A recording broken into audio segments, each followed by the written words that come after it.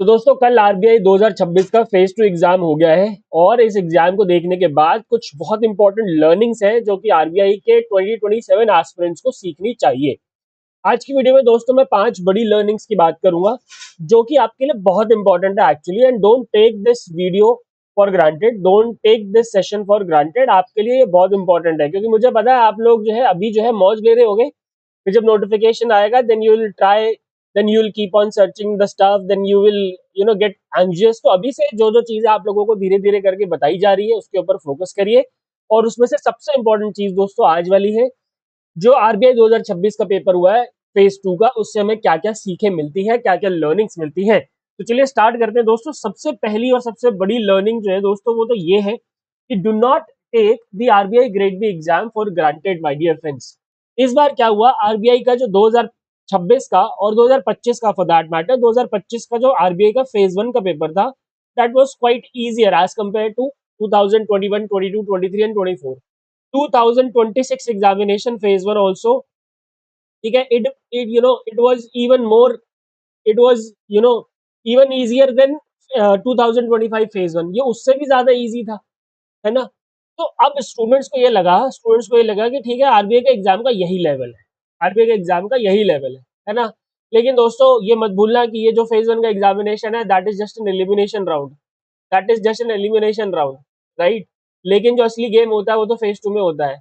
जो आपकी असली टेस्टिंग होती है कि आप आरबीआई के लिए राइट फिट है या नहीं, वो होता है फेज 2 में। और फेज 2 का एग्जाम जो दोस्तों कल हुआ है वो एक नॉर्मल स्टूडेंट जो कि 1 महीना या 2 महीना पढ़ के जाएगा वो इस एग्जाम को क्रैक नहीं कर सकता फॉर श्योर।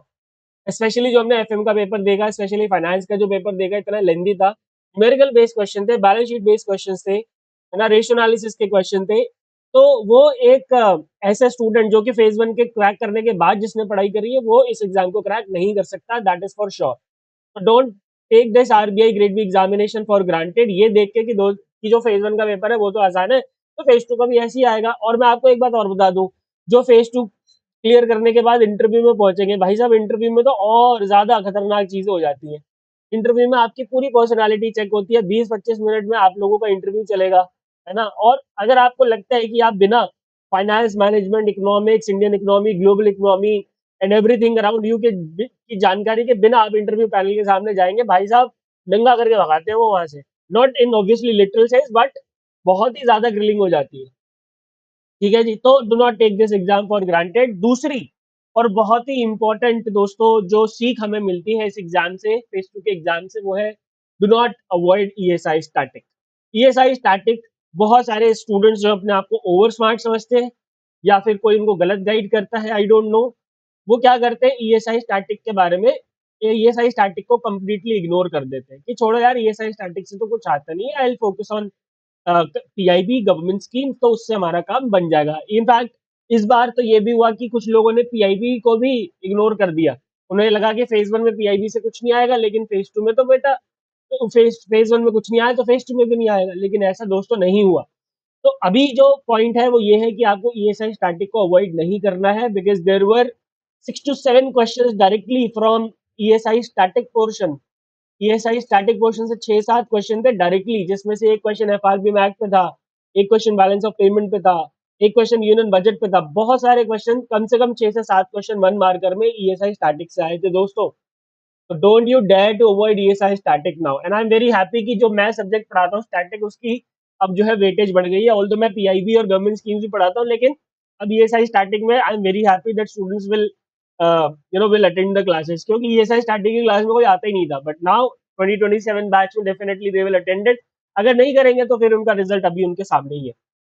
तीसरी और बहुत इंपॉर्टेंट सीख, लर्निंग दोस्तों जो हमें मिलती है, that is you should not and you must not avoid PIB and finance current affairs. देखो मैं सिंपल सी बात बता रहा हूँ तुम्हें, फेज 1 में नहीं पूछा कोई बात नहीं। देखो पहली बात तो ये कि आरबीआई का कोई पैटर्न नहीं है दोस्त, ठीक है। क्यों नहीं है मैं आपको बताता हूँ। 2021 का, यानी कि जो 2020-21 का पेपर हुआ था कंबाइंड, उसमें क्या हुआ था कि मिक्स आया था, कुछ क्वेश्चन पीआईबी से, कुछ क्वेश्चन फाइनेंस करंट अफेयर से, कुछ क्वेश्चन जनरल करंट अफेयर से, ठीक है जी। एवरीवन वाज हैप्पी कि ठीक है चलो भाई मिक्स आ रहा है, ये तीनों करके जाएंगे।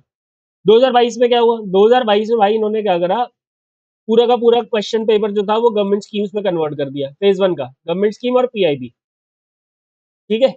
2023 में क्या करा इन्होंने, 2023 में फिर ये जो पेपर था बहुत रैंडम जनरल करंट अफेयर से पूछा, ठीक है। 2024 में क्या किया इन्होंने, पूरा का पूरा पेपर फाइनेंस करंट अफेयर्स, पूरा का पूरा पेपर फाइनेंस करंट अफेयर्स, ये फेज 1 की बात चल रही है। 2025 में क्या किया, फाइनेंस करंट अफेयर्स और पीआईबी बिल्कुल हटा दिया, बिल्कुल ही हटा दिया। पीआईबी से मतलब एक या दो क्वेश्चन।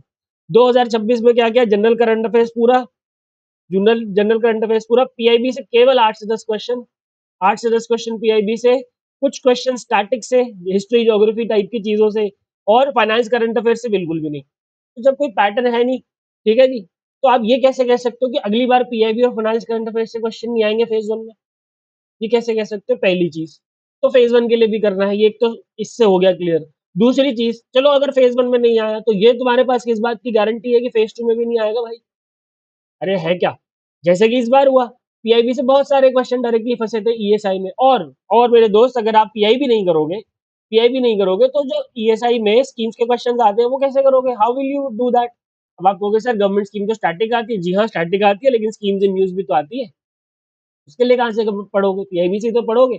और इस बार कम से कम 3 से 4 क्वेश्चन ऐसे आए जो हमने पीआईबी में पढ़े थे, जैसे कि वो मॉस्पी का जो माइग्रेशन सर्वे होना है उसका टाइम इवेल्युएशन टाइम पीरियड क्या होगा, ठीक है। जैसे कि बजट से क्वेश्चन आया, बहुत सारे 3 से 4 क्वेश्चन ऐसे आए जो कि डायरेक्टली पीआईबी से आए हैं, ठीक है। सेंसस 2026-27 वाला जो क्वेश्चन आया था, एग्जैक्ट क्वेश्चन मैंने आपको पीआईबी में कराया था।